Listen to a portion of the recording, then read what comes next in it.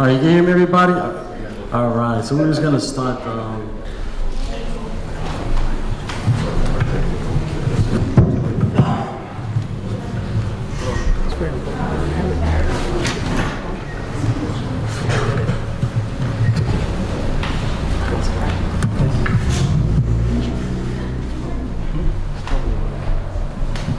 I just want to thank, first of all, I want to thank the museum for allowing us to have our first police community council meeting.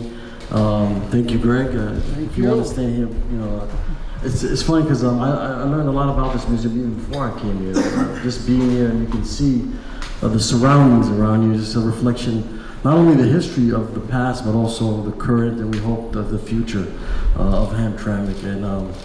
And it's important, I think, at the police department, as someone, you know, served 20 years in NYPD and working in very diverse groups, it's important that we recognize each other first before we even get to know each other. So if we can't recognize each other, how are we going to survive and live amongst each other? And it's important, my officers, and I have the Deputy Chief here, Andy, if you just stand with your hand, and I have the brains of the Hamtramck Police Department, Andrew Robinson, right there. Yay! And obviously Adnan, thank you for your support. He's the president of Citizen Patrol. And we can't, you know, our one and only Luigi. Please stand, everybody knows Luigi. And thank you for the Citizen Patrol, everyone that's here, and reserve officers. Mike, you can stand too, thank you. Appreciate you. Mike, yeah. So Mike leads he coordinates, he's the coordinator for the reserve officers as well as the Citizen Patrol. So if anyone is interested in becoming a reserve officer, that's the man to speak to. I just want to say thank you for everyone for coming here today. Thank you. It's important that we have these meetings because a lot of times I get it, we're on Facebook, we're on the social media, we like to express certain ideas and concerns, but it's also nice to see each other in person. You know, and actually see eye to eye and understand the concerns of the community. And I think also I'm a big fan of making sure our department is accountable and also that we're transparent, you know. And I think something we're introducing to the Hamtramck Police Department with the help of Andrew Robinson, who's really done a great job of just putting all the data together and seeing where we stand when it comes to crime, quiet life issues, as well as collisions. We call, I know in New York, we say accidents or collisions, we say crashes here. So there's some terminology I had to learn.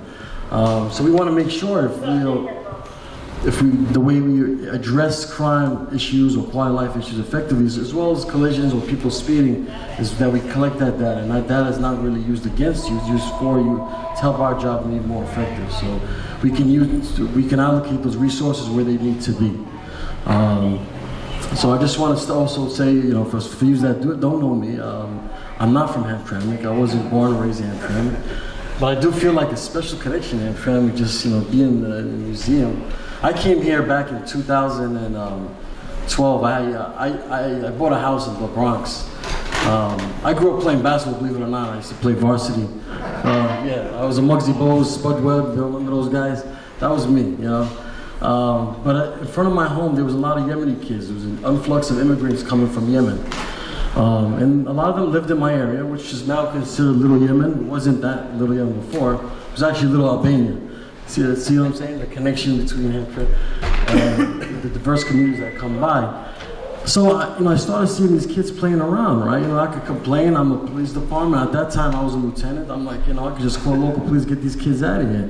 So I started talking to them, engaging with them, and I realized they just love soccer. I told them, there's a park right there, you can just go there. They said, no, but they close the gate a certain time. So, you know, we had little connections here and there, I called a few people, they opened the park for them. Started playing with them, you know, started getting to know these kids. Then I met a coach that came from Yemen, his name is Ahmed Rashid, and he didn't have a job. He was a coach for 20-something years in Yemen. I said, you know, we have these kids by my house, you know, they're playing soccer, why don't you go over there? So I ended up starting and founding a soccer club, just based on my experience with the kids. And then what happens, we started getting a lot of more kids, and we decided there's a big Yemeni community in Hamtramck that plays soccer. So, hey, you know what, let's go play these kids over there and do a trip. And that was my first visit to Hamtramck City, with soccer kids here. We actually played in the park, Keyworth, where Detroit. Yeah, we played there, and it's interesting. And think about it, fast forward a couple of years and I'm here now. But even before that, I got a call from, at the time, the mayor, former mayor and also Chief Moyes. He called me and they wanted to give a course on diversity, policing, and community policing. At that time, I was engaged with U.S. personnel and federal agencies and just giving courses on, religious sensitivity. And so I came here, I did it pro bono. It wasn't like I'm getting paid. I did it on my own time, and that's where I got to meet some of the officers here today. And it was a 2-day training, and I came back and said, wow, I really love this city, and I enjoyed the experiences I had here. I love the people that were here, the culture, the history that surrounds us. And it wasn't like it was a plan for me to come back. It just sometimes I believe, regardless if you believe in God or not, but the life thing sometimes works in mysterious ways. And sometimes things happen for a reason. And I think that's why we're here today. And everyone's here for a reason. For whatever the reason is, you came here for a purpose. And everybody has a purpose in their life. And I think it reflects on the job that we do as police officers. And you heard about the 2 deputies that were recently shot and killed. It reminds you of the serious and the serious job that we do and the purpose that we have. We don't come to this work for the money. Most police officers, they come really because they have a purpose. They really felt a passion for what they do, and that's something to just remind us of all of us and our purposes in life. So I don't want to keep talking about me. I came here to really learn more about you. And what best place to do it is really in the Hamtramck Historical Museum. So Greg, you wanted to say a little something about the museum. And look, I became a member. I'm not here to promote the museum, but let me tell you, I remember, he shook me down, New York style. But please, for all of you that maybe this is the first time, and I think I spoke to Greg, a lot of people, is this the first time you ever been to a museum here today, in this museum? Please raise your hand. Anybody, first time? That's okay, it's not wrong with that. It was my first time, Yeah, please, don't make it your last time. Look around you, and I think, regardless of where you come from, and you can see, the beautiful artwork that's displayed here today. And I just want to thank the people, the board, Greg, and everybody else that's part of the members, keeping this museum alive. And don't look at this museum as somehow it's a Polish museum, it's a German museum, it's a Hamtramck, it's your museum. It's our museum. We got to make sure we keep that way. Be proud of each other's history, his legacy, and honor each other. My mom always told me, honor those that became before you. My father got his first job through an African-American guy who he met. He was just a busboy. He was studying in the back room somewhere, and this African-American guy, I didn't know who he was, but he saw him every day. My father used to work 2 jobs, school in the background. I said, what are you doing? What are you studying? He said, studying accounting. Next thing you know, he says, come to my office, and we got my father a job. So learn to appreciate one another, learn to work with another, and that makes our job a little bit more easier to me as a police department. So Greg, you want to say a little something about the museum? Where's the chicken coming from? Exactly. Well, good morning. But everybody, I am Greg, I'm the director here, and I do want to welcome all of you. A lot of you have been here before, but as we saw, some of you have not been here before. And I really just want to build on what the chief said. This is a Hamtramck Historical Museum. It is for everybody in this city. That was our philosophy from the day we started over 10 years ago, that this museum is for all of Hamtramck. A lot of it is Polish by default because the Polish community was so active and so the majority population for so long. But that's always, Hamtramck has always been a town of immigrants. And that's what the theme of this museum is. It's immigration. You see that reflected all around you. You see that in the big mural here showing the major immigrant groups who have come here through the centuries, as well as that big central mural panel there highlights the smaller immigrant groups who have been here. We haven't got them all, we can't, there's just too many, which gives you an indication of how big and diverse and how welcoming Hamtramck has been through the centuries. And that's one of the key factors that has kept this city strong and growing and stronger than ever, actually. It's that it's a very, very welcoming city. We embrace everybody who comes here. We do that at the museum. We encourage you to come here. Bring your families here. Bring your friends here. There's a lot to see here. more than you might realize, but there is a great story to be told here. But we can't do it without your support. We do need you to come here and be a part of this museum. So that's really it. That's what our message I'd really like to deliver. I'm going to turn it back to you, Chief. Thank you. Thank you so much, man. Thank you.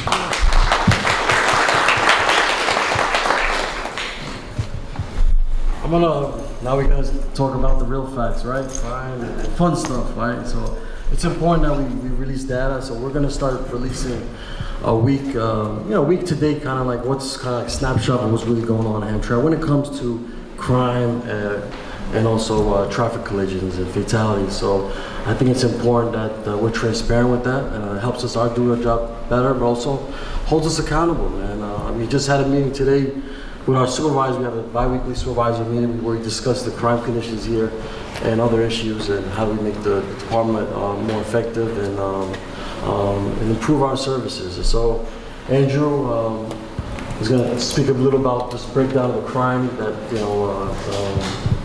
that we're taking in the city of Hamtramck. Go ahead, Andrew.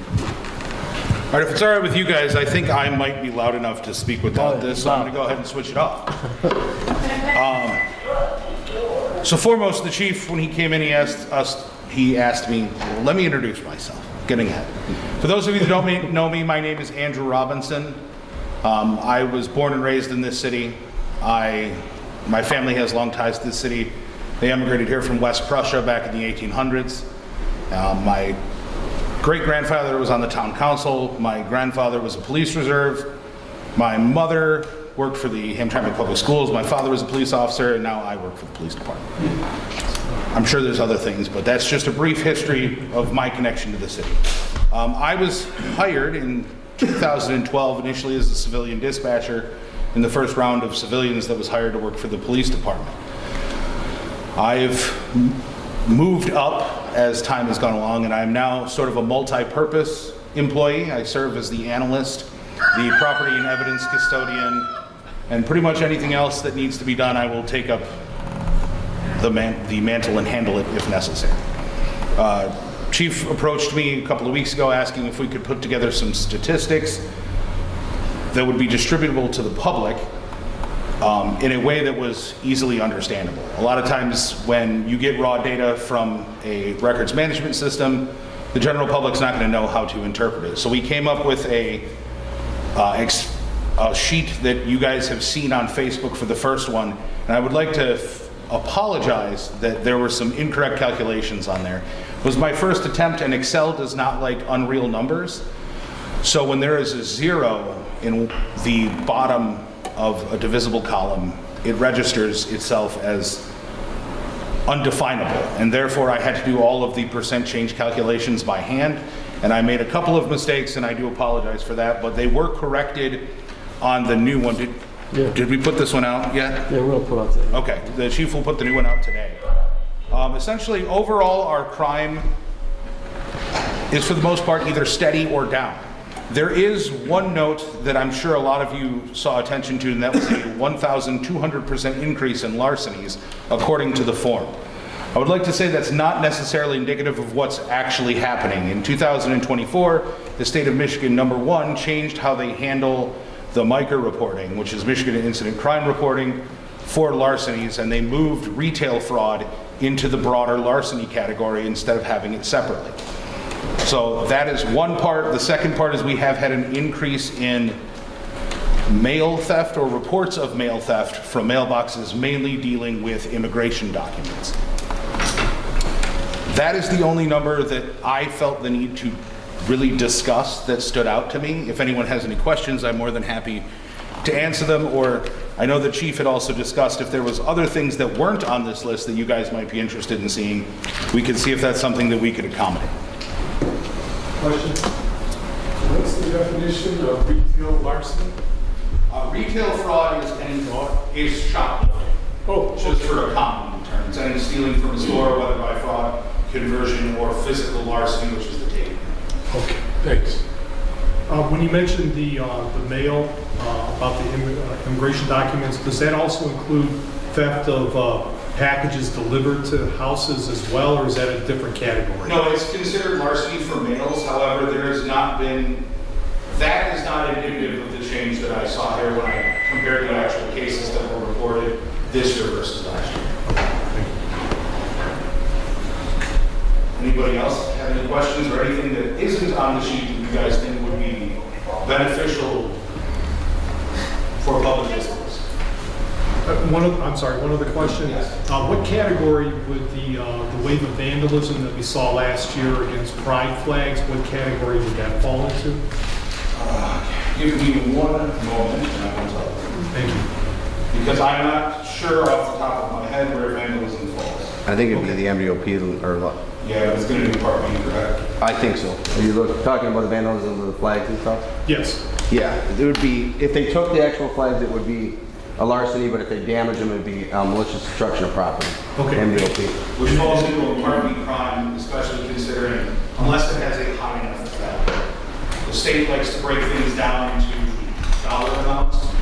So typically anything that's 950 or greater, I don't have the exact number off the top of my head, but that's going to be your felony level of malicious destruction of property. Anything below that is going to typically fall to be a misdemeanor.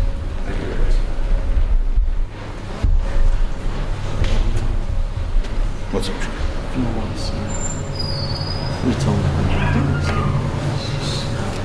Yeah. Is this my? Okay. So for year to date, we've had no homicides so far this year. Murder, I should say, to make it easy. Rapes, which is defined as the forcible penetration of either vagina or anus. We had 3 this year, 4 last year, which is 25% decrease. Robbery, we've had a 44% decrease, 10 this year, opposed to 18 last year. Felonious assault, so that's not just, you got drunk at a bar and you punched, or you got mad at your brother and you punched him. That is, you're using a weapon, be it a physical weapon or a handheld weapon, to assault someone. That shows a slight increase at 8.89%. But that's not really a concerning, when you actually look at the number, it's 49 versus 45. We had a 15% decrease in burglaries, 35 this year compared to 41 last year, and that's year to date as of 7/7. All these numbers are year to date as of 7/7. We discussed the larceny number. We're at 13 this year compared to 1 last year. But again, that change and severe jump is just how the state classifies a larceny. And auto theft, we are down 15%, 73 this year compared to 86 last year. And then traffic fatalities thus far, year to date for this year, we are at 0. Last year we had 1. And that was not indicated in the last sheet. I had to get access to a different database. It was updated for this sheet. As far as traffic crashes, we are also down approximately 15%, 244 this year compared to 285 last year. Yeah, I just want to touch on auto thefts. Some of the things that we've been doing this past month, especially with law enforcement activity, and also identifying where these auto thefts are occurring, mapping it out. And if you look at just the week to date, last year we had 13 cars were stolen during this time, compared to this year only 2. So there's a huge decrease. So we've seen a decline in that, which is great, because that seems to be our majority of issues or crimes or concerns that a lot of residents have been having. If you look at the week, the 28th day, we're 9 versus 25. So we're heading in the right direction, and I think I just wanted the credit is really due to not only Andrew, like just gathering the data and mapping it out and see where we could put resources where they need to be, and also identifying where they're occurring during the night times so that we could apply those resources where they needed. Also, our Deputy Chief Andy, I know you've been sitting there. I just want to come in. I know he's a shy guy, he's a humble guy.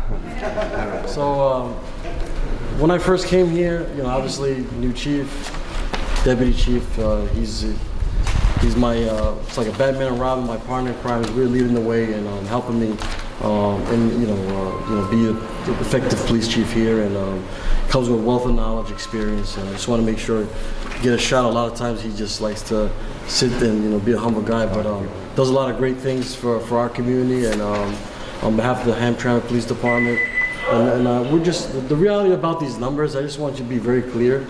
The idea is that we really want to be transparent. I think as a resident here, a person that shops here, does business here, you should know what crimes are occurring and where they're occurring. And that's going to help us, because a lot of times we might identify something maybe on your block that we'll reach out to you. We'll let you know, hey, maybe this is going on. We'll give some ideas, maybe some pointers and all that, but also, so you're not curious of why these patrol cars are in this section. Why are they going this way? So we have a plan in place, and we just want to bring down crime and keep this Hamtramck safe as it can be, and a place to, and also quality of life, making sure that people's quality of life is. Right. Andy, you want to say something? Real quick, a little bit of history about myself. I was born and raised in the UP, if you guys know where that is. So I didn't even know where Hamtramck was at the time, going back way a long time ago, as I'm getting old now. But I started in 2001, so I've almost been here 23 years. I love Hamtramck, and when you're here somewhere 23 years, I've seen a lot of changes, good and bad. Worked my way through the ranks and was a lieutenant. I did pretty much everything in the police department besides of like narcotics, but everything else, sergeant, detective, supervision. The new chief came in the past 6 months. It's been really good to work with him, different changes, the New York style. I had to, we still go back and forth on what does that mean, and he doesn't understand what I mean, but yeah, a lot of good changes in transparency. When he talked about, something that we highlighted in our meetings and everything else, the auto theft was a big thing. Our guys behind the scenes, just this month alone, with different technology and different things we've been doing, probably made more arrests for auto theft related things than we've made in a year and a half. I think 15 or 16 people have been arrested for auto thefts just this month alone. So you may not see that behind the scenes, but it's definitely, you're talking 9 adults, 9 instances where we've made arrests this month, including the past 2 days. So we are on it. We know, I've worked here a long time. Anyone knows back in the early 2000s, right? It was horrible. They would steal 15 cars in a night. And we don't want to go back. Everyone's very hardworking. You don't want to wake up and then you can't get to work. Your insurance goes up. It's a quality of life, but who wants to wake up not to have a car, right? We don't want that. By making arrests, we're preventing that from coming in, and it means a lot on everything right now, all the crime especially, but right now, go ahead, I'm sorry. I was going to ask you if that camera you put in for the city lot, that they were stealing so many cars there. Does that police camera work? It's by the tornado signal. All the cameras work, but I don't know if that's the one in the city lot. The city lot, yeah, you guys put one in because there were so many car thieves. Yeah. I was just wondering if it was operating. I think so, but we don't get, I think it's more, the new ones they put in are for the parking. Oh, yeah, okay. But, yeah, we're between cameras and everything, we're monitoring everything. Like I said, it was, thankfully, I hope we never go back to what it was. Just a little history of story. When I started, we averaged 700 cars getting stolen in this city, 2.2 square miles, 700 a year. And that's not including the attempts. And now last year we had 169, which is way too many, but the problem is they're going to keep doing it because technology changes and they can do it real quick. But that's why it's really important that everyone's here we can't do it without the community. A lot of people we catch it because somebody wakes up and hears something, sees somebody out by their car, they call us, right? Because without the eyes and ears, we can't catch them. If somebody calls, we're able to catch somebody, or robberies or anything else we catch, by that, technology like Robin's, or crime analyst, our bosses do a really good job. And Tom? Most of the stealing is at night, isn't it? I guess. You know what, believe it or not, with everything we've seen, yes, most of the thefts are at night, but any type of crime, they do it during the day with a stolen car, right? So if they're gonna commit robberies or anything else, they don't care. They have a stolen car from the night before. They come in during the day. So, but yes, most of the car thefts are at night. But these thieves, they're quick. I believe with the technology, they get little chips or whatever else. They'll steal a car 10 in the morning. Somebody leaves the keys in the car, anything like that. So we can try to prevent a lot of that. But so we're really out there and being transparent. But when you see the log, a lot of the concerns or anything else. We are there and we're trying to put. The more people you can arrest to prevent them from coming in, the better, right? We don't want to wake up and not be able to go to work. It's not fair to, everyone's seen their insurance prices, what I pay, and Hamtramck is higher than what I pay, and why is that? Because of thefts and everything else, so. And like I said, being a New Yorker, I thought New York insurance was high, so I got first-hand experience, but yeah. But, it is. you know, like Chief brought on a lot of stuff, so, you know, I'm trying to, you know, his knowledge from New York, I think it's been a really good balance between us 40 years in law enforcement. I know the Michigan side of it, and he's got a lot of stuff as far as like the ComStat and other stuff that, you know, he's obviously wants to be on camera more than I do, that's for sure. Like I try, you know, but I mean, these are good things, so. And Tom? How about catalytic converters? Yep, the catalytic converters they're always going to be there. Lately, it's been a little bit less because I think the price went down for they sell them for the gold or magnesium. So, but they're always going to be there, and that brings it up too. If 3 in the morning you hear something that sounds like a saw, that's what they do. They come down and they cut it and everything else. This year. Is that just catalytic converters? No, but that's any larceny from auto part. Yeah. So I mean, according to the stats, we're down about 35% on that. Oh, you got a mayor, come in here. So. I don't know. We have the mayor just, you know, just walked in. Before the mayor gets here, do you guys I know you have a any busy questions? schedule, but we'd love to have you say a few words because, you know, come on, Mr. Mayor. Hello, how about B&Es?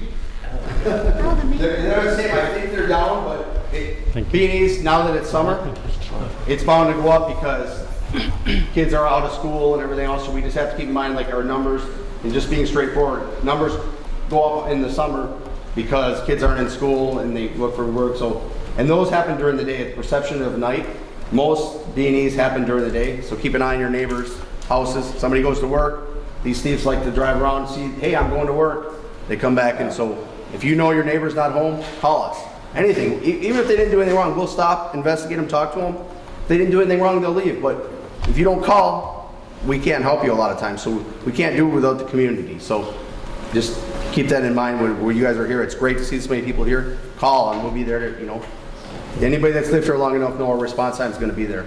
Unless it's an absolute emergency, we'll be responding within 3 minutes is a long time, right? So I promise you, you call, we'll be there, and if not, you address it to the chief and everything else, and we'll settle it. So Yeah, I just want to say, he mentioned a good point about getting involved, and I just want to get a shout out to the Citizen Patrol because there was multiple times when I was out there on the road, and they called us and they said there's a suspicious person, and it turns out, you know, he was just trying to steal a car. So there's a lot of great things that you guys do on behalf of the Hamtramck City Police Department. We thank you on behalf of the citizens.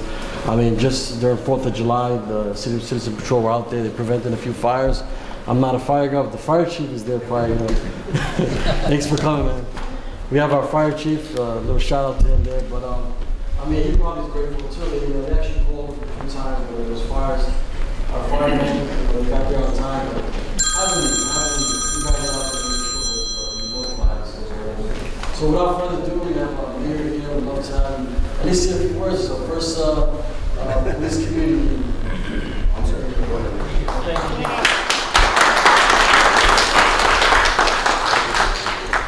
Not sure if you can you hear me clear without the mic? All right. Not really? What about now? All right. Good evening, everyone. I'm glad to be here with you today. Sorry for being late. I just had a lunch with the police chief and some of the guests here, and we had a great discussion about the issues that we have in Hamtramck. The most important one that we want to focus on from now on is the speeding and reckless driving. That's something that we have heard people complaining about so many times. We had people coming to the city council meeting expressing their concerns about speeding and reckless driving. So I was just discussing with the police chief about how can we solve this problem. We have to come up with some plan to put a limit to this problem, and we have to I told them we can't have mercy on those people who are irresponsible and who speed and drive recklessly in the city. So we are working on that, and we will come up with some plans to put the limit, like I said. I want to thank the police chief and all the police department members for all the great work that they are doing to make our city safer and to make our community better. So I was just in Washington, D.C. yesterday and the day before, and I met some people from New York, and they told me, you stole our finest from New York. And I told them, well, he's happy to be with us. And in our conversation earlier, I was talking to him about New York, and I told him, your mayor did this and that. He was like, what are you talking about? You are my mayor now. He's, so I apologize about that. But I think he's doing great, and I think the community is happy to have him. We all happy to have him. And we thank him, thank every member of the police department for all the great work that they are doing. And I thank all the community members who are involved in this and who joined us today to tell us their concerns about what's going on in the city and how can we improve our service to the city. We really appreciate your community engagement. This is one form of community engagement that we want to keep doing, so we can hear from the community about what can we do to improve the police work and to improve the safety in this city. So again, I think I will leave it for the people who organize this event to tell us more about their plans and how can we help them with that. And with this, I will end my speech and thank you again for being here, and turn it off to the police chief. Thank you. Thank you, Mayor, for your support for the department and public safety. I just want to, I know Max had to leave, city manager. He was here earlier. I just wanted to shout out to him. He's been very supportive since I got here, and it's really great to have a person like himself, who was a former police chief, help me, adapt and adjust to this new role. I just want to, the fire chief, since you're here, man, we got to talk about some fire. It's okay. I know police and fire sometimes, but we're good. Come in, man. We got the fire chief here. Maybe you'd like to say a few words. And I just want to thank you for coming in. A lot of times in New York, usually we have a police meeting, you don't see the fireman, but it's really, it's great to have him here and talk about, because a lot of stuff that we do together, we work together, especially when it comes to public safety. When there's a fire, obviously you're not going to see our guys jump in the fire. They're the bravest, they're going to jump in there, but we work together to make sure the parameters are safe, and it's important to have that healthy working relationship to keep everybody safe and healthy. So thank you, Fire Chief. For those who don't know me, my name is Matt Wyszewski. I'm the fire chief here in the city of Hamtramck. I've been in that position for about 2 years. I've been with the city since 1998. Grew up in the area, went to school in the area. Hamtramck's been home for a long time. We're happy to see things moving along in the city. There's a lot of positive things happening, a lot of development, a lot of people coming in. Chief's coming in at a good time. He's seeing Hamtramck on a big upswing. Hopefully we're going to see some more businesses come in. Our community economic development departments are doing a fantastic job. The police are doing a great job keeping the city safe.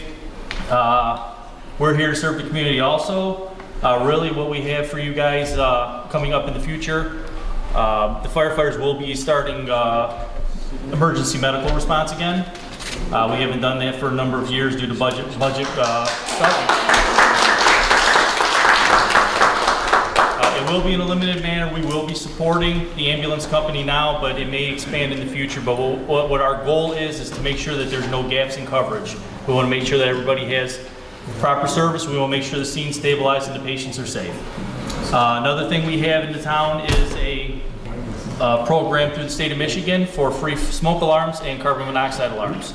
So anyone in the public who needs a smoke alarm or carbon monoxide alarm, contact the fire department. We will come out and we'll install them for you, or we can give them to you to install yourselves. That's all I got, Chief.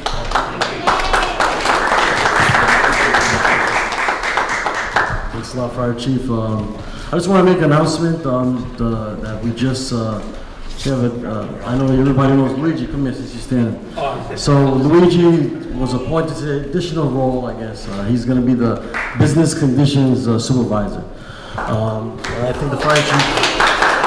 As the fire chief mentioned, we have a lot of new businesses coming here, and we want to make sure that, you know, they're operating safe, but also that they feel safe and that we keep them safe. And I think it's important. I think we're going to start a new initiative where he's going to lead the way when it comes to engaging our business community, making sure that they, whatever their needs are, and how do we help them keep them safe.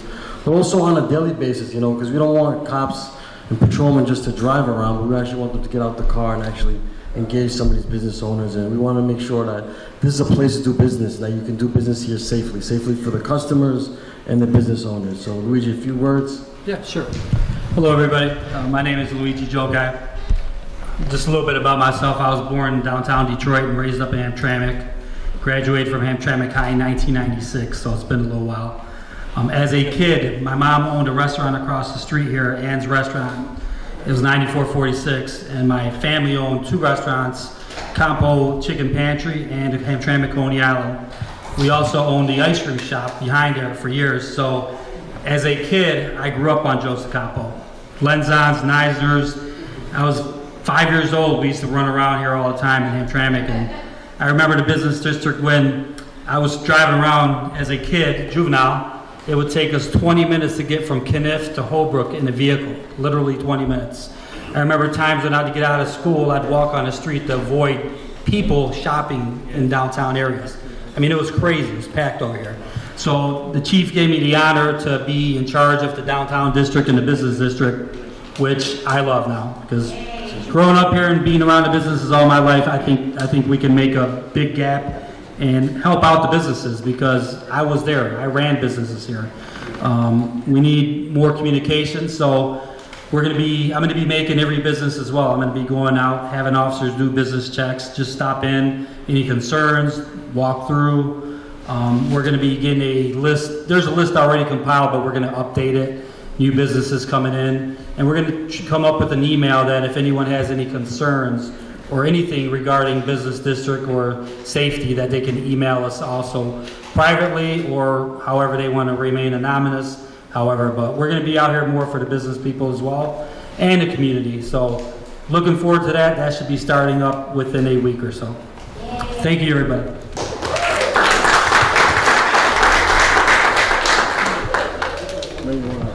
Mayor wanted to, you know, I got the right guy for the job, right? You see, I don't have to explain it.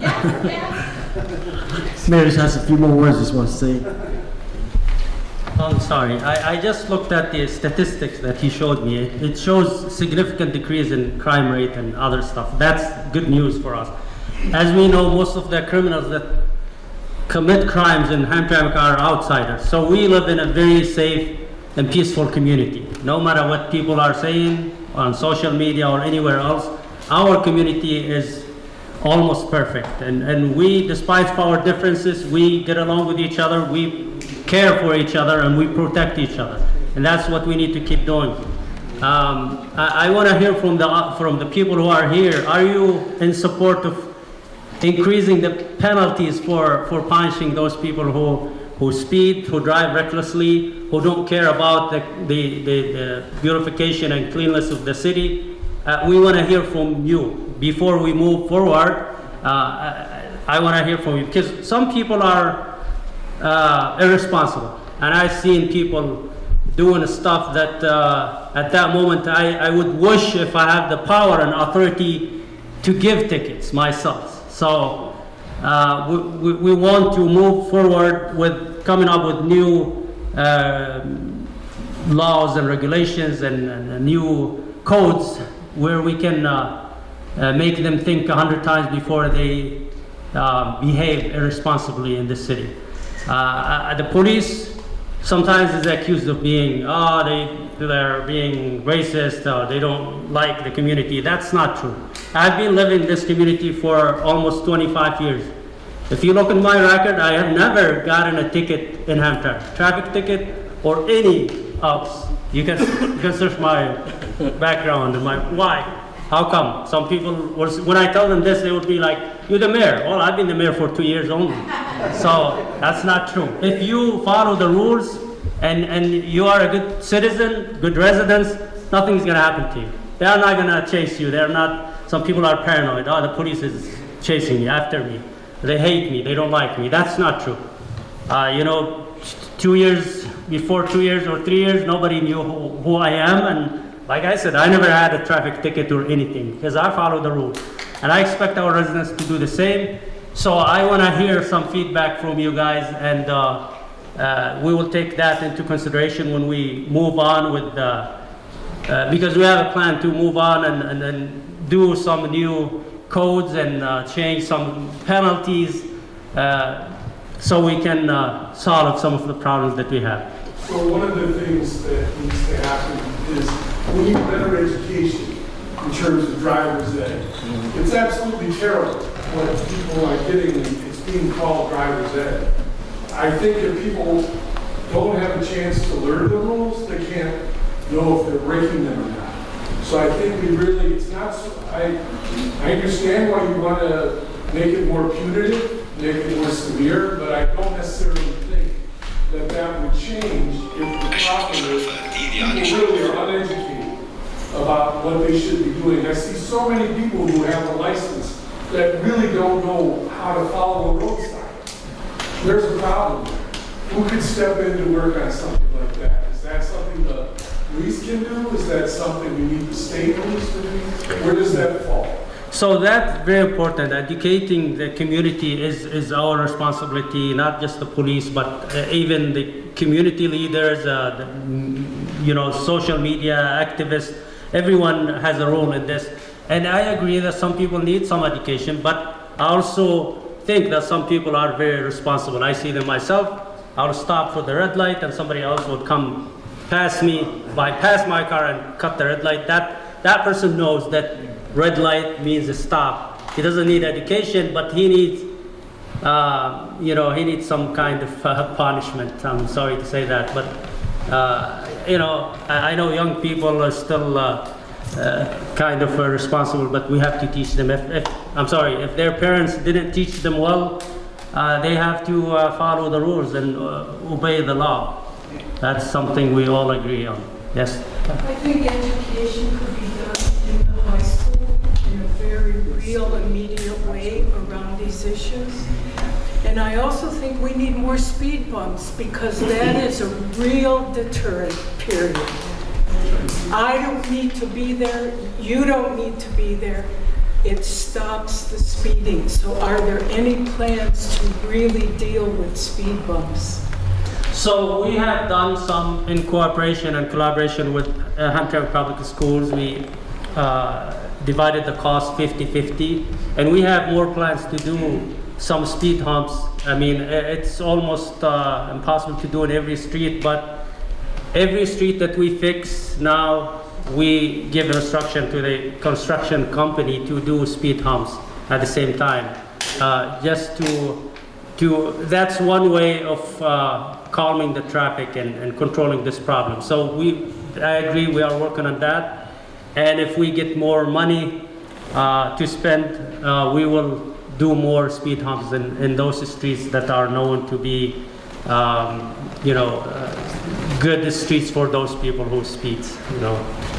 Mayor, I'm agree with that lady about the speed hump. And another thing we can do, the cameras on the main intersections. Maybe 4, I know, Conan Kenny, Joseph Kumbu Kenny, Holbrook Kenny, and I know, Holbrook Conan. These 4 points we can catch who is speeding. You know, if they speed, they come through the camera and you guys can catch it. And if we install cameras, they always, you know, already they are scared and they will not speed. So this is. So as you know, we approved 15 cameras to be installed in the main entrances of the city to catch criminals, and they are working very well. I have heard some good feedback from the police department. But Michigan law doesn't allow us to give tickets based on camera. You know, the speed tickets we can't give. I discussed that before. I think it may scare them off, but we can't send tickets based on the cameras. Other states like Ohio, they do that and they send you a ticket to the house. I'm sorry, you? Yeah, I got an issue with these tinted windows. Some of these windows are so dark, you can't even see out, you can't even see in. And it was brought up at a patrol meeting one of our members actually at night, he can't even see out. So that's, I don't know what you're gonna do about it, but, you know, it's like driving at night is bad enough. And all the windows are tinted like black. Yeah, so I agree. This is an issue. It's very common with the young drivers.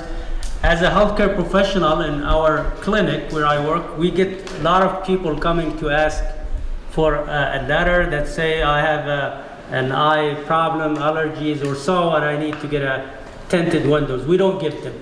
Like in the clinic where I work, that's a rule. We don't give this because we know most of them don't need it. They just wanna, use it for, I don't know for what reason, but we send them to an eye doctor. And I don't know if those eye doctors do it, but there has to be guidelines when to give, permission for someone to have tinted windows. But I recommend our police officers to question those people and see if they really need it or not. That's for them to decide. What we as healthcare professionals in our clinic, we stopped doing any special recommendation for any person who requests something for the purpose of having tinted windows. Do you read a permit to get those? They ask for a letter from a medical doctor to say, in case if they get in trouble with the police, they will say, here, I have a health condition. So we don't give that because we know they don't really need it. Too smart. Yes. Hi. I live next to Pulaski Park, and there's a real issue with the young teens getting on these little motorcycles, and they're not licensed or anything, and they're riding around the park, and they're riding around the area, and I've seen them around in other areas of the city, and they're a danger, first of all, to themselves, and when they're riding around the park, for the life of me, I can't understand why they haven't hit any kids. A few weeks ago, I made a turn, and all of a sudden there's the young person on a motorbike coming at me in the wrong lane. For the life of me, I don't know how I didn't kill him. Okay, so I think that's an issue that just kind of needs to be looked at a little bit and kind of keep it under control. I understand the kids want to have fun, but they're endangering themselves and other people too. True, I agree. They have to have a place where it's far from the main streets. They can drive there. They also have to have the safety precautions like wearing the helmet and all this. They have to do that too. And it's up to the police. I don't know what the rules is. Yeah, I just want to, since you mentioned it, we actually impounded 2 of those bikes just this month alone. Obviously, someone mentioned about education, right?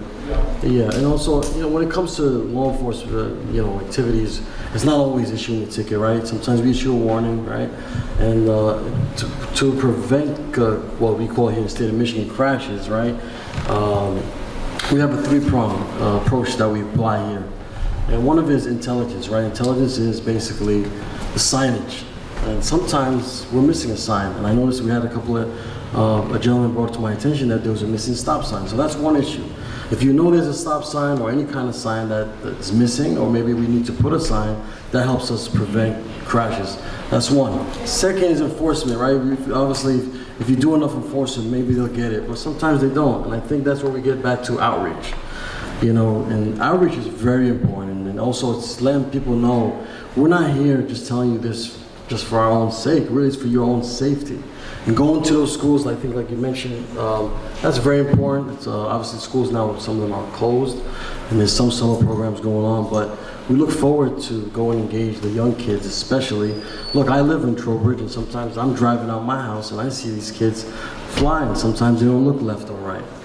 Thankfully, I do drive a little slow, but sometimes you never know who, when they come up, especially when they're crossing the middle of the street. So yeah, it's an obligation that we also have, I think, as law enforcement officers to really get the word out. And I think that was a good point that you did make. Well, thanks for explaining that. Yeah. I mean, you gotta put him on the spot, so we gotta get work today. He thought he was just coming to sit ask down. me about the, yeah. Anybody has, please, And also, this is an open forum. It's where we want to hear some of the interesting. Yeah, I want to add on what he said. Adding all 3 high schools, Frontier, Oakland, and Hamtramck High. And I'm sure there's a program with Secretary of State regarding driving. And I think also you guys should add the driving schools should be part of this negotiation or training or whatever you guys do. So the schools, Secretary of State, the City of Hamtramck, and the driving schools. Yes, I agree. That's a good point. I do have a comment. Yeah, I'm sorry. Someone? Yeah, you 100% agree with what you say. I moved from a big city.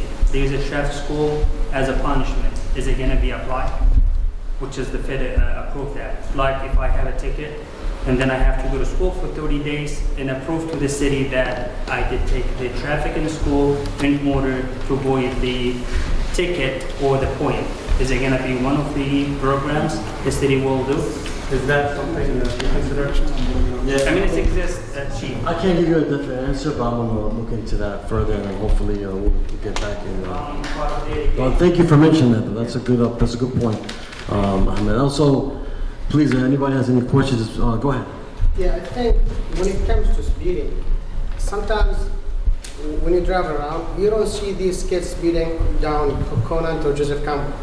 They go, for example, to the side streets, because sometimes on Conant or Joseph Campbell, they know there is a lot of cameras, there is a lot of traffic lights, so they cannot do it. Let's say if you go down Joseph Campbell, like for example, Dorothy in Hayward, sometimes you see people that, are flying. Downford, I'm sorry, Dorothy. Downford, for example, and how people are driving. Maybe one of the things I think, when these people are doing reckless driving, they need to go to online class.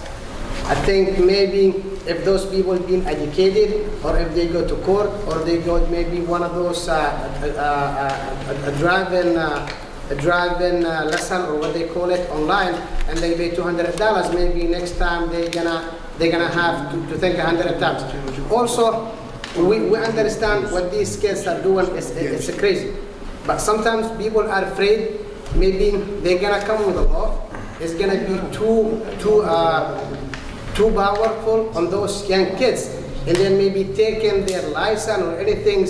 It may sometimes have them driving without a license, or maybe sometimes have been doing a little bit more crazy stuff than what they do. So people thinking there should be a balance between how to educate those kids, how to guide them to be a good citizen, in between sometimes a fair punishment to stop these drivers from doing those crazy stuff. Oh, thank you for mentioning that. I think I seen some people speed on Joseph Campbell heading to a Revanced restaurant, so maybe I'll put a car there. But yeah, I mean that's an important point you mentioned, and honestly, the side streets are more concerning to me than the police department, because those side streets a lot of times there's a lot of kids there, right? A lot of people there.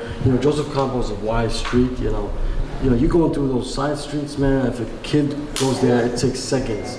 By the time you step on that brake, unfortunately, you don't like them. So yeah, that's very alarming. I see it. Look, when I first came out, I thought everybody was just complaining about. I didn't really. I was like, what are you talking about? Speeding? Only been here a week. I haven't seen. I started driving around. Now I see it. So I do observe it, and we are doing our best to. I know in New York they do have a policy. Something we'll look at with my team to see what are the rules when it comes to. Because I know in New York you can actually take someone's license if you feel that he wasn't driving improperly. You can actually request that he goes back to driver training.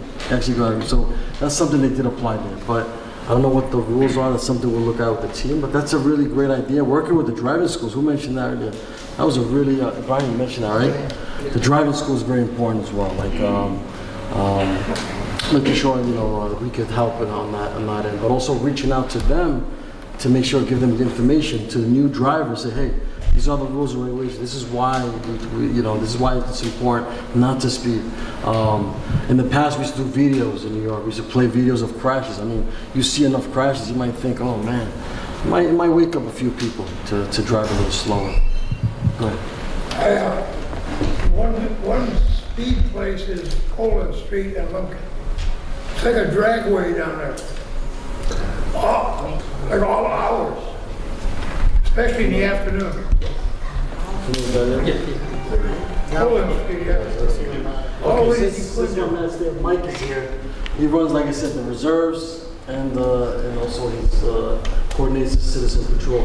I know you're familiar with that area. Just introduce yourself to everybody. Maybe if anybody wants to do it, but also address that issue there. Right? Based on your experience.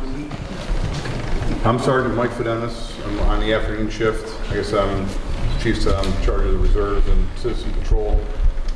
I'm also a traffic officer in the department. So if you guys have any traffic complaints, you guys can also email me or Sergeant Jokek.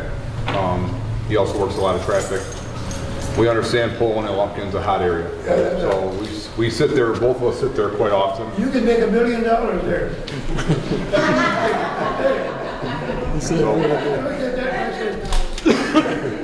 You wouldn't have enough paper. You wouldn't have enough paper. We'll keep ordering it. You'd have to. You guys can email us with any traffic complaints. We'd be happy to sit in any area that you guys feel are problem areas. We basically know all the problem areas. It's just hard to get to all of them in each day. So, you know, I can stick around after and give you guys all a card with our email addresses on it, and we can go that route if you guys feel that would be sufficient. Also, if you have a location, thank you. Thank you for, also if you have any locations that you feel like maybe, you know, that you see those kind of dangerous behaviors, let us know before you leave. Go ahead. One of the locations is Downfall in Joseph Campbell. Because I seen people over there like flying. What's the location? Downfall in Joseph Campbell. Oh, okay. Downfall in Joseph Campbell. And also, maybe a week, you guys already know about it. Kids had an accident over there by maybe 23, 46, 23, 47 Downfall. And he was due to speeding. Because that street, it's kind of open, you know, it has a little bit of space for those kids to speed. And it's also one shot. So I don't know, maybe people kids go to test their car on that street. I see it because like my brother and other people living there, and sometimes you could see them fly, at least doing 60, if not 70. They're almost there. Yeah, we will definitely, we definitely monitor it. I know me personally, I dedicate a lot of my time out there on residential side streets. I take that serious. Speeders usually stop people 6 miles over on these side streets. 31 miles an hour and a 25 mile an hour street is fast. You're almost at 25% the speed. Back in 1977, one of my best friend's brother got killed on Trowbridge, just east of Gallagher, got hit by a car. So residential speeders, I do not like. Between me and Sergeant Fidenis, we probably issue 3,000 plus tickets a year. And a lot of them is for reckless driving.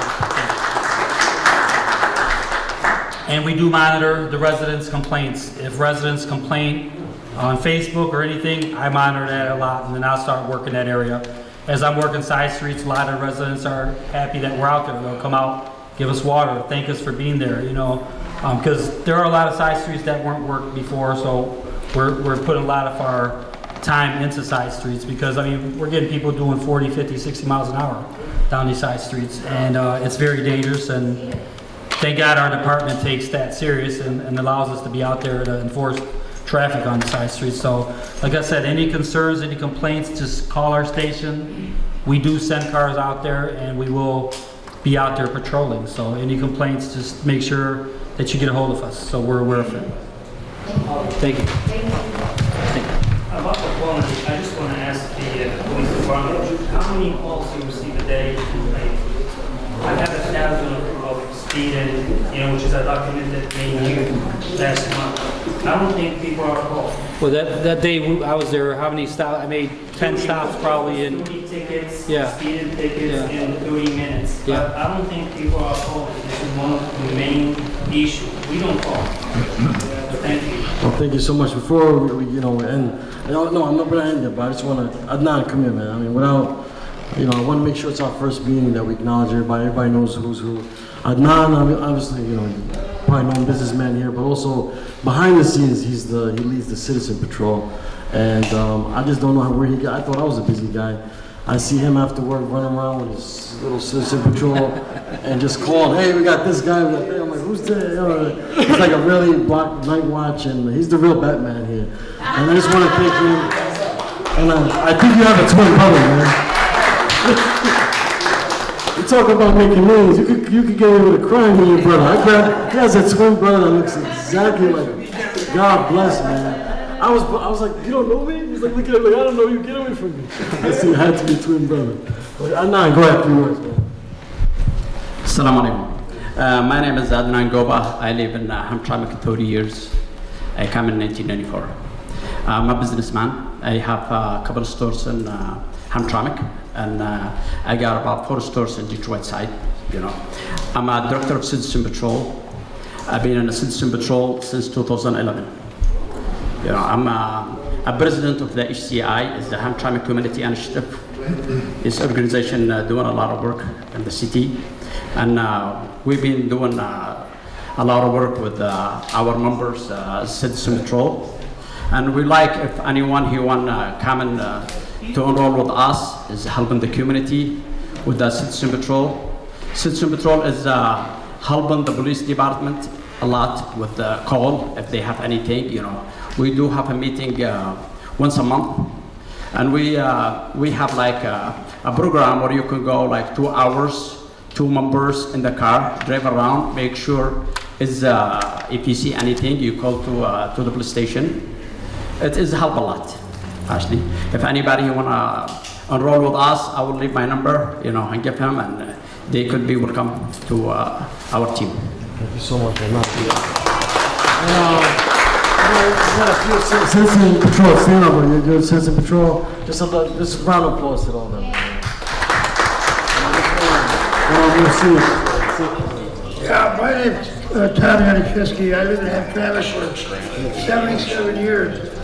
And been in Citizen Patrol, I don't know how long. Probably the beginning of it. And it's kind of interesting. We need more bodies, though. And if you're interested, the 3rd Thursday of the month at 6:30 at City Hall, usually. So if you're interested, and if you want to ride around the city at night, especially like late at night, when all the activities happen, come on down. We're looking for recruits. Thank you.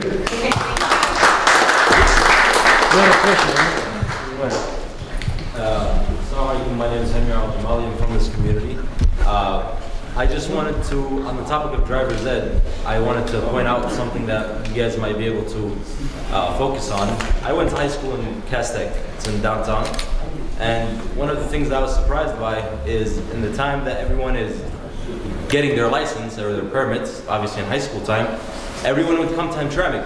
They would say, the life hack is if you want to get your permit fast, and you don't want to go through the process of going to school or anything like that, go to Hamtramck. And I know it's a taboo topic because a lot of these people are from our community. The people who run these driver's ed. But I think that we should probably start to look at these places and at least give them warnings, even though they're governed by the state, but we should probably give them warnings, tell them you guys are doing a disservice to our community, and we don't appreciate it. So we don't want that to be like the norm here. Because driver's ed exists for a reason, and we want to make sure that they're doing their job. That's all. Thank you. Thank you. That's the first time I heard of, but thank you for bringing that up because, Andy, you just want to make this comment on that? Yeah, you make a good point, and there has been issues in the past. We've responded to calls there, certain saying that they should have passed and didn't, but I think recently we just issued some tickets.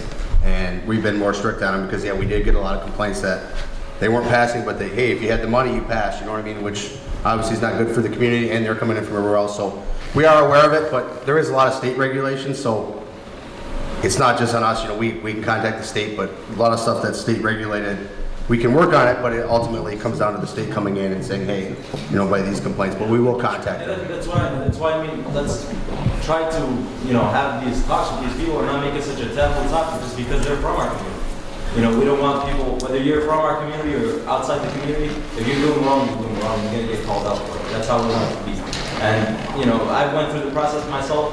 I didn't pay the amount to get through that process, but you know, it's always known. In Hamtramck, if you pay an extra $50, you get through right away and you get your permit like this. Yeah.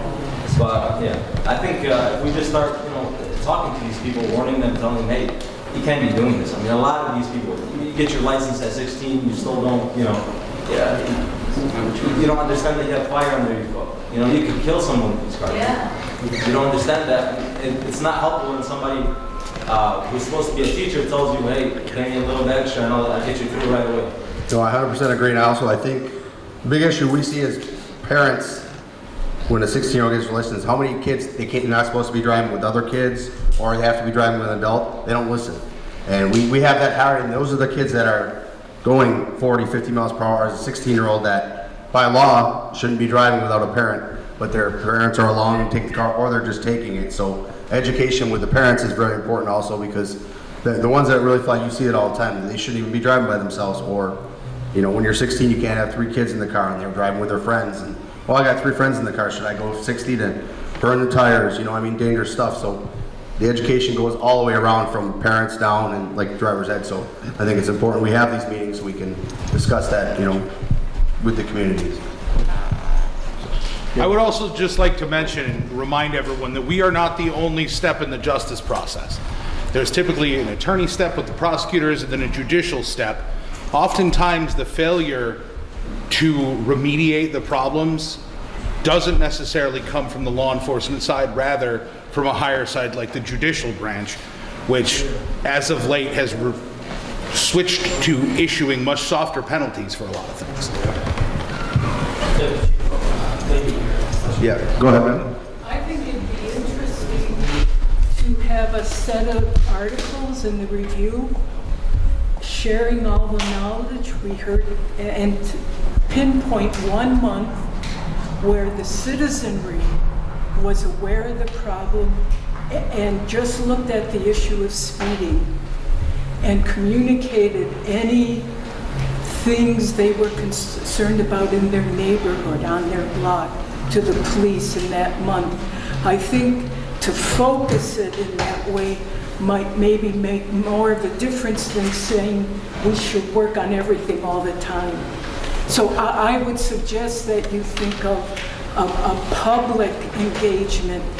I don't want to drive at midnight in the police cars, but I know kids on our block who speed every day. Yeah. And I would like to see some restorative justice approach rather than high fines, but really engage through people in the neighborhood in a real way of dealing with the problems. 100%, we totally agree, like you said, where we warn, you know, if we stop a car and they don't get a ticket, but they don't do it again, that's our goal, right? I mean, everyone can say what they want, no one wants a ticket, but the ultimate goal is the safety, but you know, ultimately people don't listen, and you know, they have to be issued a ticket, but ultimately that would be great, you know, the more we communicate with the public and have these type of meetings, or if you see something, you know, call, and you know, we're in the area. What street, you're on a street do you live on? I live on Maple Street. Okay, yep, so, go ahead. My name is Mohammed. I'm part of the citizen patrol, and I work with city tag. I mentioned if there is any, you see in Detroit side, they have a lot of bump. So this is you know, bring speeding down, especially in those main street. I live in Roosevelt. I see people, they speeding. I have one of my kids was speeding crazy, but you know, now he's coming down and he was like, I think all the officer know him. But that things that speeding bomb, it'll make a big difference to those crazy kids. And this is going to help the city to come down. 100%. Not in the main street, but in the you know, regular street, which is just a one-way street. Yeah, 100%. Like the chief talked about, we are obviously looking into every street. The mayor brought it up. It's definitely something we're looking into. We're, you know, doing studies and where it can be done, and obviously by the schools, parks. Some of it relies on the state. You can't put them certain places. Some people want them on certain streets, county roads. You can't put them, but yes, we're definitely looking into all that because it definitely helps. So, you know, as you bring stuff up, we're especially the chief, he's looked into it, has us looking into doing the traffic studies to see if it's, you know, to put it in there. So 100% agree, you know, we're looking at all that. Thank you. Yeah, I know the mayor's been speaking about getting more speed bumps, and it's something I look forward to, and I know what it does, because I live on Trowbridge, and the right side of my house is actually Detroit, so they put in a speed bump. So it helped, slow down vehicles there, and I know the effectiveness of it, coming from a big city, they do help a lot. And They don't have the time to take off from. yeah, well, because they don't want to damage their cars. That's probably primarily the reason why they see a speed bump, because they know it might damage their cars. And but that's something we're working on, and it's definitely a priority. And they definitely are effective. Before I do forget, I just we're supposed to have flyers about our youth academy we're going to have in August, but obviously we're still working on the plan itself and how we're going to, when it comes to the scheduling with the kids and the time. So we're in the final stages. So please, follow us on Facebook, Twitter, and soon you'll see flyers maybe in the museum, which we'll announce. We're going to have our first Hamtramck Police Youth Academy. It's going to be a 2-week program where they're going to be engaged with our police department, but not only our police department, but also the fire department. We might have a day there with the fire department, also with the mayor. Maybe one of them could be a mayor for the day, and city council. So we want to make sure, like you said, it's all about engaging our youth. And we're targeting the age group of between 12 and 15 years old. And I think it'll be a good 2-week program. We'll also enhance the relationship that we have with our youth, but also the community at large. And we look forward to that. And thank you, Ibrahim, for coming a long way. I know he's a big, I was an educator in some of our schools up in Dearborn. But thanks for coming in today. If you want to say a few words, maybe something, it's nice to have you here. We have some, I'm sorry, missing you. Abdul-Malik, come here. So, you stand next to you. I seen him pointing at me, but he was addressing the other guy. How you guys doing today? My name is Ziad Abdul-Malik. I'm a resident of Dearborn. Came by here today to visit some friends, have a meal, and after talking with the chief, he told us what was going on here today, and we decided to pop in and take a look and see what's going on. And you guys did bring up a lot of valid points. The speeding issue is an issue that's not just in Hamtramck. It's happening all across the metro area, and it's been also a big issue in my hometown of Dearborn. Unfortunately, all the points you guys brought up, yes, it will help, and it will help curtail some of the issues you're facing. But you're going to have those people who have just no disregard, and the emphasis on what needs to happen needs to step up. We've seen it, what our department has started doing in Dearborn. It started with civil forfeitures. Depending on how reckless you are, they will take your car and you're not getting it back. So if it's between, let's say you're speeding 5 to 10 over, you get a ticket, 10 to whatever it may be, you might get more harsher points, but once it exceeds the point of reckless driving, especially in the neighborhood, they're just coming and pounding your vehicle, and then you got to go through a process to hopefully get it back after paying thousands of dollars or maybe even losing your vehicle. So you guys did bring a lot of good points, and it's just such a dangerous thing. We're seeing accidents all the time. A lot of people losing their lives due to not being responsible and the recklessness, which is just crazy. But it's good to come out here and see everybody's engaging the community. This is what it's all about. It's not just an effort on the police department or the fire chief or the mayor. It takes a community to raise the community. It's an everybody effort. Before we did anything extreme like that, I would like to see a referendum on specific issues. Otherwise, I'm nervous. Well, I'm not saying to just go ahead and implement them. I'm just giving you like example. The warnings have been given out in the city. It's been addressed by the city. It got so wild out there. I mean, Telegraph is a drag strip. And then once the police started coming to the main streets, they started to infiltrate the neighborhoods. Some speed bumps started to go up as a test to see how it would work, especially around the parks. And they've been effective, especially around where the kids play in the playground areas. But no, everything has to go back through citizen input. Everything that's done around the city, it has to go through you guys, because everything that's done is for you, and ultimately it's being paid for by your tax dollars. So again, I applaud everybody's efforts for being here. hopefully the next meeting you guys will have would be expanded by the amount of people that are here. And just by looking at the crime stats, it's actually something nice to actually see a downwards trend, especially with what's going on today all around, not just here. And it's great to hear that most of the crime happening here is from the outside. It's not from the community. So that tells us how great you guys are here as a community and how safe you guys are and what a great place it is to live. So thank you guys for having me here today, and I appreciate you guys' time.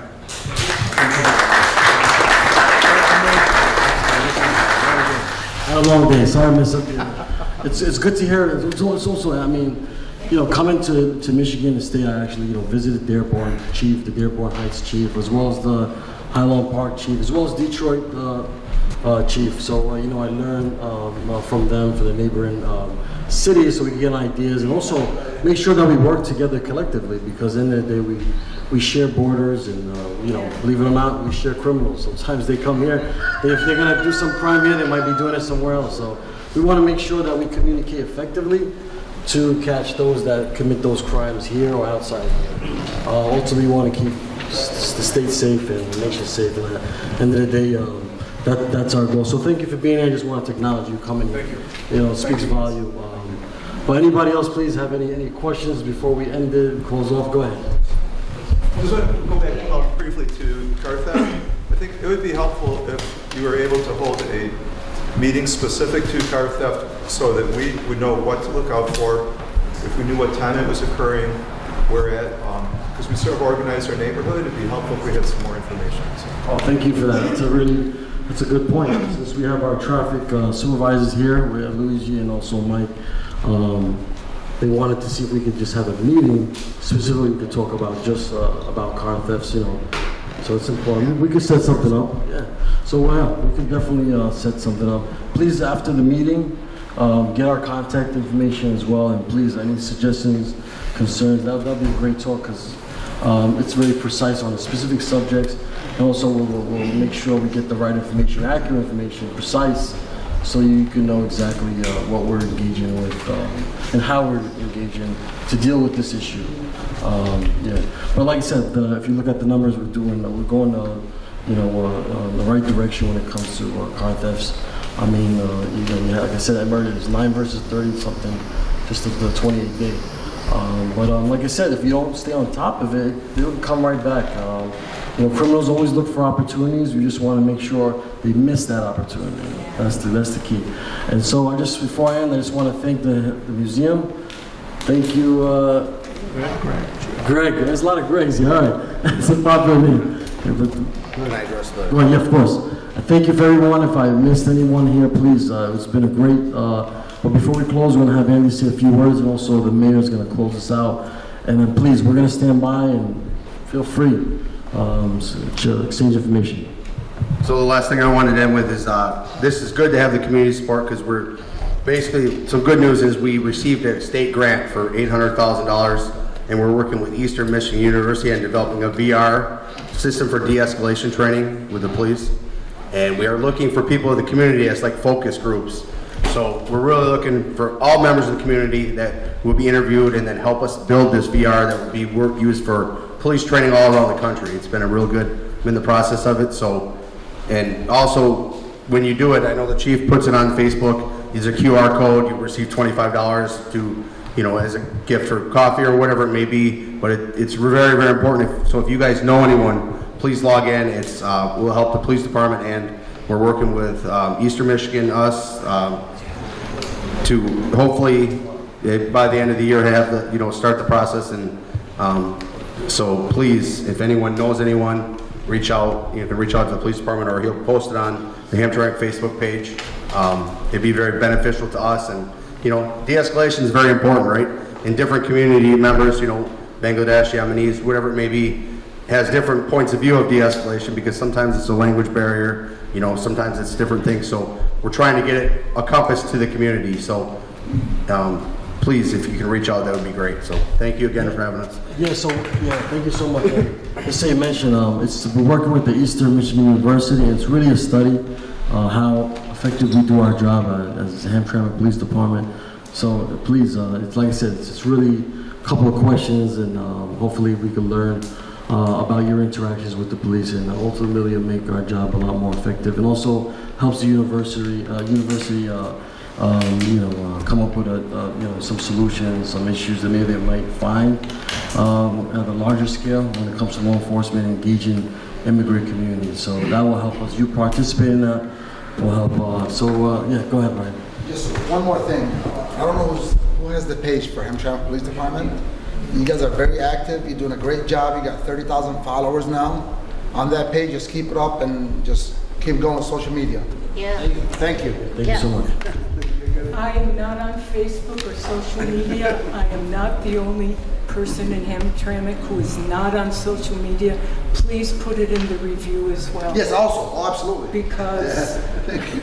it's an ethical choice not to use Facebook. You're right. Yeah, I know Chip was here earlier. We definitely, our weekly stats are going to be posted in the Hamtramck Review. Yeah, of course, things like this.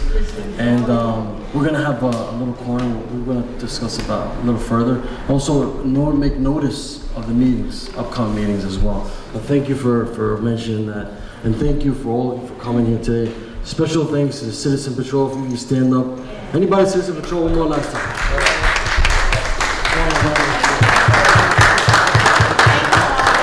Thank you, Adnan. Citizen Patrol. And just want to, I'd love to have maybe, a father, a priest, imam, maybe open a prayer, a little closing prayer. But we're going to let the mayor close us out today, and we want to thank you for your support and thank you for being here. Thank you, everyone for coming. And I just want to mention a few other points. By the way, I lived in Naples, your street, for 10 years. It's one of the safest and most and the quietest street in town. I liked it. But now I moved to Killinger. It's also a nice street. So we talked about places that are subject to reckless driving in those places, but we ignored or neglected the time. So place and time. Now I know these days we don't have schools, but during school dismissals, this is one of the worst time in town. When you see people speeding, and it's risky too, because kids are getting out of school and we need the police to be available during that time. So that's during the school. And I spoke to the city manager many times about this. And you guys are doing your best, but we were short of staff, so we're trying to recruit more police officers to do the job. Other than that, I want to thank you all. I want to thank the police chief for all the outreach that you have been doing over the past few months. I want to be as active as you are, but my time doesn't allow me to do that because apparently when Greg wrote the charter with his friends, he made me work almost voluntarily for the city, so I have to have another job. So I'm committed during the day for my clinic job, but I try my best to be active on social media and other places. And hopefully when we have more time, we can hold more activities like this one. And anytime you organize one, I will try my best to be there and share my ideas and my views with you. So thank you all for being here, and hopefully we'll see you again next time.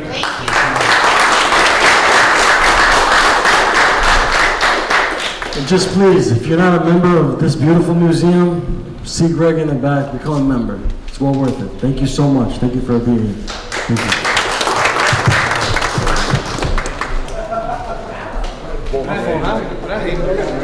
We are in